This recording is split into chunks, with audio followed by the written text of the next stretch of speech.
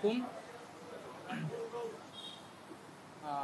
আজ দুপুর ১টার সময় আমাদের প্রধান উপদেষ্টা কার্যালয় যমুনাতে আমাদের উপদেষ্টা পরিষদের একটা অনানুষ্ঠানিক বৈঠক ছিল এবং এই বৈঠকে আমি আমার একটা ব্যক্তিগত বিষয়ে আলোচনা করেছি এবং আলোচনা সাপেক্ষে আমি প্রধান উপদেষ্টা বরাবর আমার পদত্যাগপত্র জমা দিয়েছি।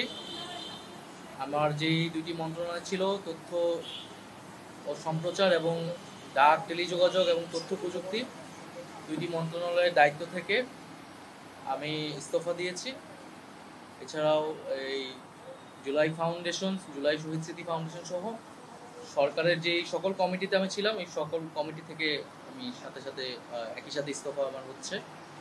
তো মূলত একটি গণ অভ্যুত্থানের প্রেক্ষিতে ৮ই আগস্ট আমরা গণ অভ্যুত্থানের প্রতিনিধি হিসেবে প্রথমে ২ জন এবং পরবর্তীতে আরও একজন ৩ জন অন্তর্বর্তী সরকারে দায়িত্ব নেই অন্যান্য উপদেষ্টাবৃন্দের সাথে।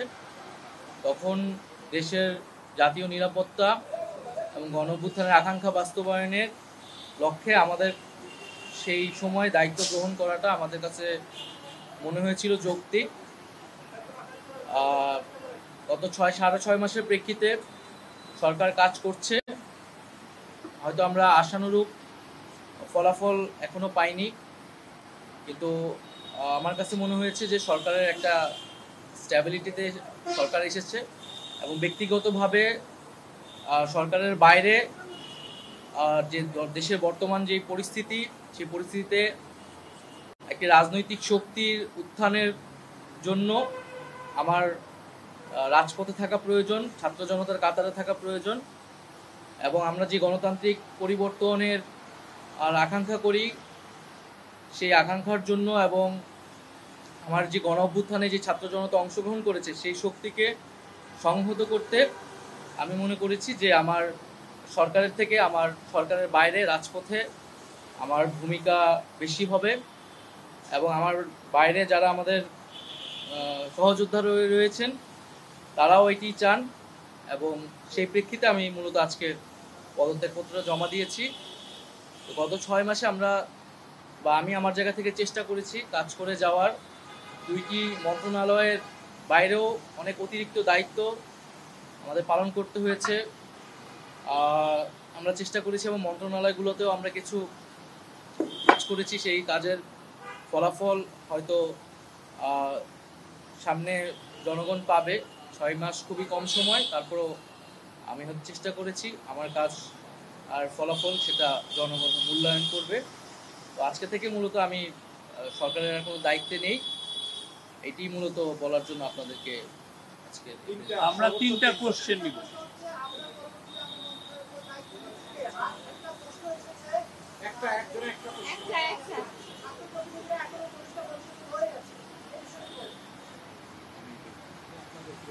আমার পরে দায়িত্ব নিবে এটা আসলে ক্যাবিনেটে, পরবর্তীতে এটা ক্যাবিনেট ঠিক করবে, উপদেষ্টা পরিষদে ঠিক করবে। আর আমি আমার জায়গা থেকে মনে করেছি আমার বাইরের প্রয়োজন, বাট এখনও আমাদের গণ অভ্যুত্থানের আকাঙ্ক্ষা তো বাস্তবায়িত হয়নি। বিচার এবং সংস্কারের যে প্রতিশ্রুতি নিয়ে এই সরকার গঠিত হয়েছিল, ছাত্ররা এসেছিল, সেই প্রতিশ্রুতি পূরণে অন্য যে ২ জন রয়েছে তারা মনে করছে তাদের সরকারে এখনো দায়িত্ব রয়েছে, তারা এখনো সরকারে থেকেই জনগণকে সার্ভ করবে। তারা যদি রাজনীতি করার প্রয়োজন বোধ করে তারা তখন হয়তো সরকার ছেড়ে দেবে।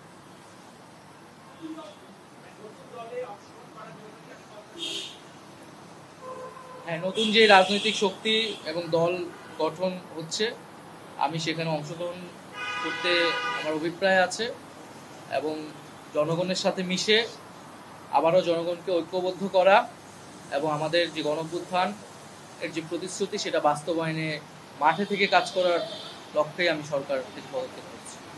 লাস্ট কোশ্চেন তাজওয়ার,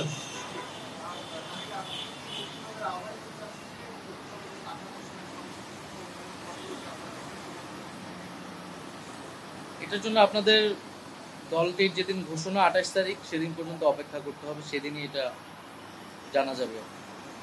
নারীদের মধ্যে থেকে একটা কোশ্চেন নিব। নারী কেউ আপনি সাজেদা জি।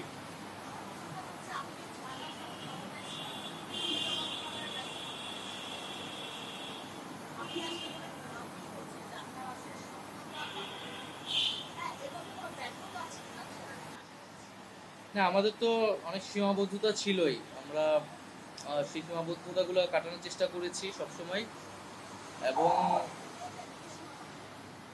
এখানে সীমাবদ্ধতা ছিল, আমলাতান্ত্রিক জটিলতা ছিল।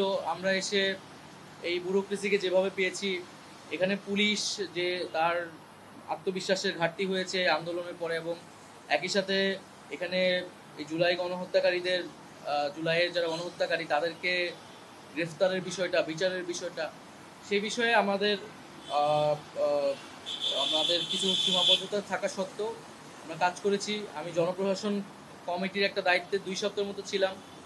2 সপ্তাহের মিটিংয়ে আমরা সিদ্ধান্ত নিয়েছি যে যারা 18 সালের ডিসি ছিল এবং দুর্নীতির সাথে জড়িত ছিল তাদেরকে সরানোর ব্যবস্থা, এরকম কিছু উদ্যোগ আমরা নিয়েছি। এবং আমি আশা করব যে অন্তর্বর্তীকালীন সরকার সামনের দিনগুলোতে জনগণের যে আকাঙ্ক্ষা, গণঅভ্যুত্থানের যে আকাঙ্ক্ষা, সেই আকাঙ্ক্ষা বাস্তবায়নে তারা সচেষ্ট হবে, এবং দেশের যে আইন শৃঙ্খলা পরিস্থিতি, সেই আইন শৃঙ্খলা পরিস্থিতি এবং দ্রব্যমূল্য নিরসনে তারা সফলতা দেখাতে পারবে।